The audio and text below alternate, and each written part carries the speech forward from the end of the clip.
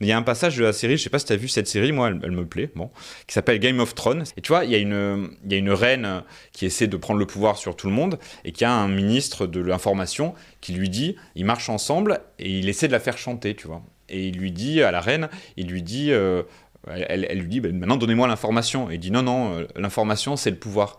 Et elle le regarde, elle lui dit ah bon, l'information c'est le pouvoir, ils sont suivis par des gardes, tu vois. L'information c'est le pouvoir, elle se tourne vers ses gardes, tuez-le. Et donc ils le ceinturent et ils lui mettent une lame sous la gorge, non, le tuez pas, arrêtez, mettez-le à genoux. Ils le mettent à genoux, donnez-lui un coup de pied, relevez-le, tuez-le, non, le tuez pas. Et tu vois, elle joue à ça, elle le regarde, elle lui dit l'information c'est pas le pouvoir c'est le pouvoir. Et du coup, on a quand même la question, moi je trouve, comme gens qui veulent changer le monde dans une perspective communiste, c'est un peu ce que j'essayais de dire tout à l'heure quand je parlais de l'après-guerre immédiat, de comment on fait pour qu'à la fin, la force de contrainte dont dispose la classe dominante puisse pas être utilisée pour étouffer tout ce qui se cherche. Et tu as raison, moi je vois bien autour de moi, y compris dans les milieux festivaliers, dans les milieux syndicalisme, et dans plein de milieux, des gens cherchent autre chose que le capitalisme. Par contre, à la fin, ils finissent en garde à vue. Comment on fait pour qu'ils finissent pas en garde à vue? C'est une vraie question militante, je trouve. Je sais pas si tu as une...